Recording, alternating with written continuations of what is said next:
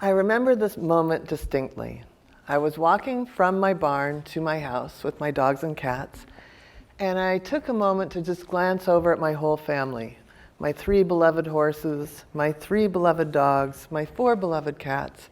And I noticed that I wasn't actually in grief anymore. I'd gone through about 10 years of cancer between my 2 parents, and my dad had been dead a couple of years. And I felt this relief. Nobody was dying, nobody was sick. And then that relief door slammed shut when I realized, yeah, most of my family is dead, and I have 10 animals, and they're all going to die. So I started taking stock. Who was going to go first? Would it be Olivia? Would it be one of the cats? Which one? Or would it be Gabrielle, my 25-year-old Arab? I went through the whole thing. Couldn't this go chronologically? Couldn't there be some order to this? It made me nuts, right? All of a sudden, I'm going through everybody. And we humans need to make some order out of this, don't we? Animals know better. And I honestly believe that if I could be human, if I could be God just for a moment, I would expand the lifespan of dogs and cats. I would improve the intestine of the horse, and I would make smoking and drinking completely healthy. Actually, if I could be God, I would end this whole death thing altogether. Nobody's going to the Rainbow Bridge, not on my watch. And you know that Rainbow Bridge, right? That meadow in front of heaven where when our animals die, they go there and they wait for us. And then when we die, they take us into heaven with them.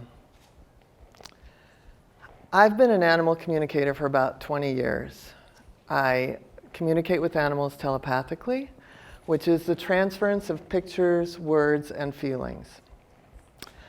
I am an interpreter. I am speaking on behalf of the animals. So if someone's having a problem, then I am the voice for that animal. Often I'm the last stop for people and animals, and I've even talked to animals in the afterlife. I'm no stranger to death. I've lost my sister, both my parents. I've lost a best friend to suicide, a generation of friends to AIDS. And it was 2 horses that I lost in the early 90s that brought me to animal communication. You could say I'm an uber-trained, highly skilled midwife for death. I know, it's not in the college curriculum.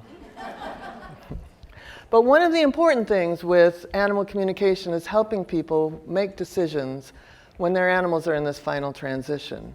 And I train my students to walk their clients through the very same journey. And often we get a lot of questions like, does my cat want a surgery? Where do my dogs want their ashes spread? Does my horse want to be by himself, or does he want his friends around? Does my bunny want to reincarnate? And of course, will my guinea pig mind being buried even though he was completely claustrophobic? But actually, one of the biggest things that comes with all of this is guilt, right? People really want to know, should I have done it sooner? Did I wait too long? And is he hanging on for me? And I actually believe to my core that nobody can die a moment before or a moment after they're supposed to. They're all in their little dog, cat, and horse suits containing a soul. And that soul has a mission, a purpose, a trajectory, a karma, a wounding, and a potential for healing in this lifetime. Animals offer us an opportunity to understand family in a way that we wish we could understand our own families. And by being present for them in this final stage, we're getting to experience being of service. We get to experience unconditional love. We get to experience uncomplicated love. And we're not just receiving it, we're being it. And by being present with our animals in this final stage, even when they're going to the Rainbow Bridge, we're actually gifting the entire universe. Is it painful? Yep. Is it beautiful? Yeah. And it's also really perfect.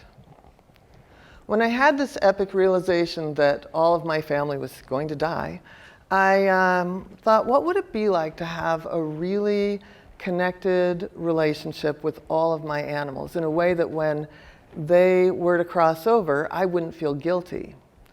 And so I thought about a few of my animals. Some of them had a specific reaction to my stress.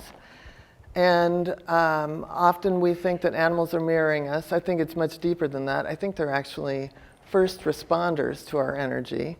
So I thought, I'm going to level out my stress, and I'm going to replace it with harmony.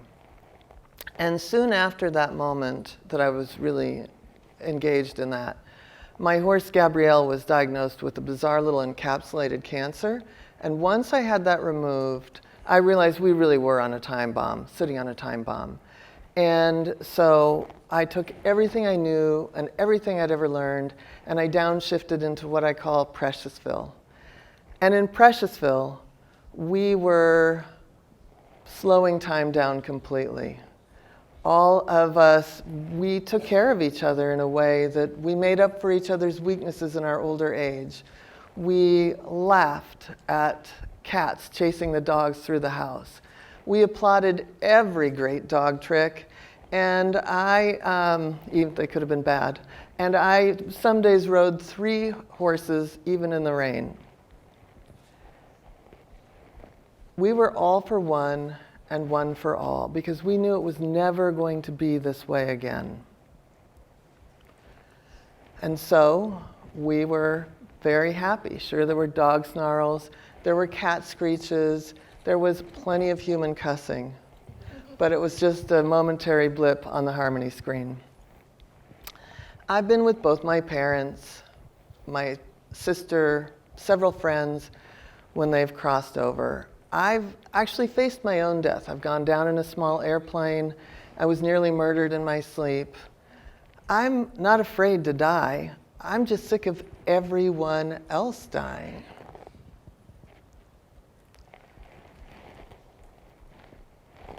I hold space for people several days a week. Sometimes it's just so that they can grieve. They grieve about their animals in a way that isn't safe for them with other people. People say to them often, it's just a cat, it's just a dog, you can get another parakeet. Not even recognizing that it's a family member. And that family member can offer so much more. That family member, that animal is never going to grow up and not talk to you. That animal is never going to grow up with a different political belief than you. That animal is never going to grow up and marry an asshole, right? Instead, they love like a continuum. And when that much love goes away, it's like the sun going down forever. And our animals offer us an opportunity to be a better us, an us that we don't always get to be with other people.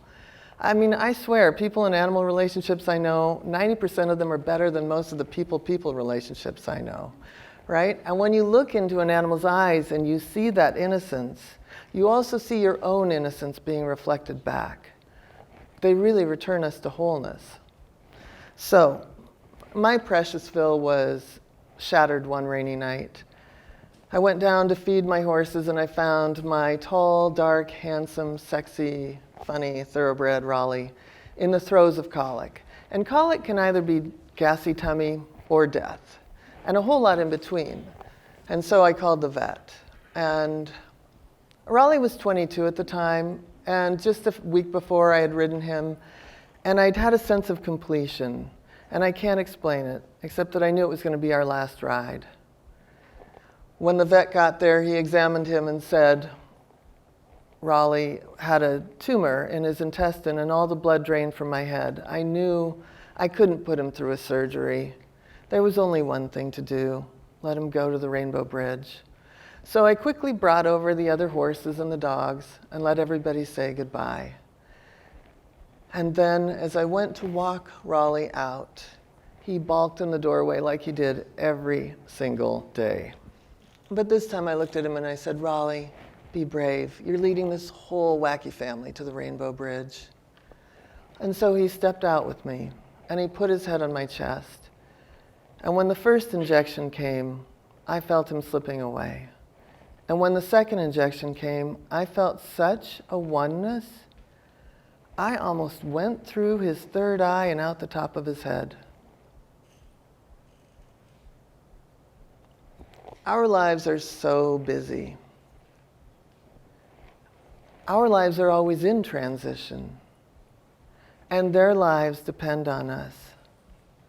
And if you get a moment to be in between worlds with them like that, take it.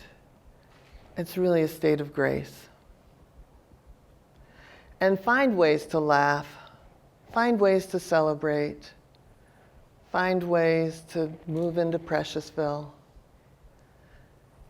People ask me all the time, do I believe in the Rainbow Bridge? All I know is this, is helping people and animals through this transition is one of my greatest honors. Thank you.